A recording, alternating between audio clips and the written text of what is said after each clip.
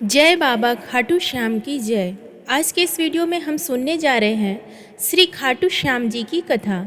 महाभारत काल में लगभग 5,500 वर्ष पहले एक महान आत्मा का अवतरण हुआ, जिसे हम भीम पौत्र बर्बरिक के नाम से जानते हैं। महिसागर संगम स्थित गुप्त क्षेत्र में 9 दुर्गाओं की सात्विक और निष्काम तपस्या कर बर्बरिक ने दिव्य बल और 3 तीर व धनुष प्राप्त किए। कुछ वर्ष उपरांत कुरुक्षेत्र में उपलब्ध नामक स्थान पर युद्ध के लिए कौरव और पांडवों की सेनाएं एकत्रित हुई। युद्ध का शंखनाद होने ही वाला था कि यह वृत्तांत बर्बरिक को ज्ञात हुआ और उन्होंने माता का आशीर्वाद ले युद्ध भूमि की तरफ प्रस्थान किया।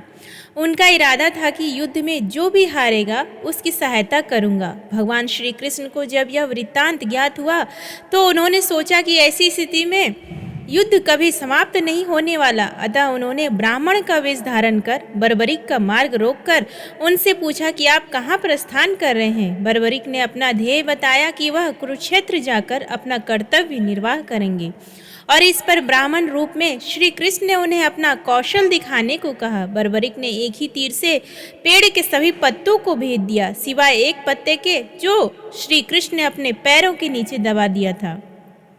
बर्बरिक ने ब्राह्मण रूपी श्री कृष्ण से प्रार्थना की कि वह अपना पैर पत्ते से ऊपर हटाए, वरन आपका पैर घायल हो सकता है। श्री कृष्ण ने अपना पैर हटा लिया। वह बर्बरिक से एक वरदान मांगा। बर्बरिक ने कहा, हे यजमान, आप जो चाहे मांग सकते हैं, मैं वचन का पूर्ण पालन करूंगा। ब्राह्मण रूपी श्री कृष्ण ने शीश दान मांगा। यह सुनकर बर्बरिक तनिक भी विचलित नहीं हुए, परंतु उन्होंने श्री कृष्ण को अपने वास्तविक रूप में दर्शन देने की बात की, क्योंकि कोई भी साधारण व्यक्ति यह दान नहीं मांग सकता।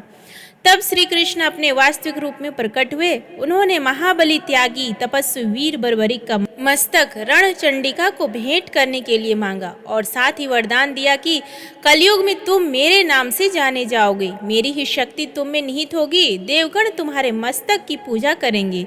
तब तक यह पृथ्वी, नक्षत्र, चंद्रमा तथा सूर्य रहेंगे, तब तक तुम लोगों के द्वारा मेरे श्री श्याम रूप में पूजनीय रहोगे। मस्तक को अमृत में सींचा और अजर अमर कर दिया। मस्तक ने संपूर्ण महाभारत का युद्ध देखा एवं युद्ध के निर्णायक भी रहे। युद्ध के बाद महाबली बर्बरिक कृष्ण से आशीर्वाद लेकर अंतर्ध्यान हो गए। बहुत समय बाद कलयुग का प्रसार बढ़ते ही भगवान श्याम के वरदान से भक्तों का उद्धार करने के लिए वह खाटू में चमत्कारी रूप से प्रकट हुए। एक गाय घर जाते समय रास्ते में एक स्थान पर खड़ी होकर चारों थनों से दूध की धाराएं बहाती थी। जब ग्वाले ने यह दृश्य देखा तो सारा वृत्तांत भक्त नरेश खंडाएला के राजा को सुनाया। राजा भगवान का स्मरण कर भाव विभोर हो गया। स्वप्न में भगवान श्री श्याम देव ने प्रकट होकर कहा, मैं श्याम देव हूँ। जिस स्थान पर गाय के थन से दूध निकलता है वहाँ मेरा शालिग्राम शीला रूप विग्रह है। खुदाई करके विधि विधान से प्रतिष्ठित करवा दो।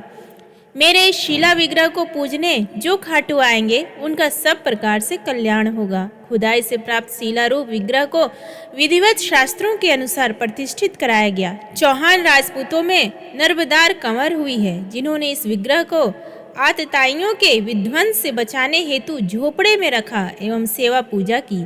औरंगजेब के शासनकाल में पुराने मंदिर का विध्वंस हो गया तथा उसके बाद जहां भगवान श्री श्याम देव का विग्रह प्रतिष्ठित किया गया वह आज भी विद्यमान है, जहां देश के सभी कोनों से श्याम प्रेमी पूजा अर्चना एवं दर्शनार्थ आते हैं। अब नर्मदा कंवर के खानदान के चौहान राजपूत पुजारी हैं।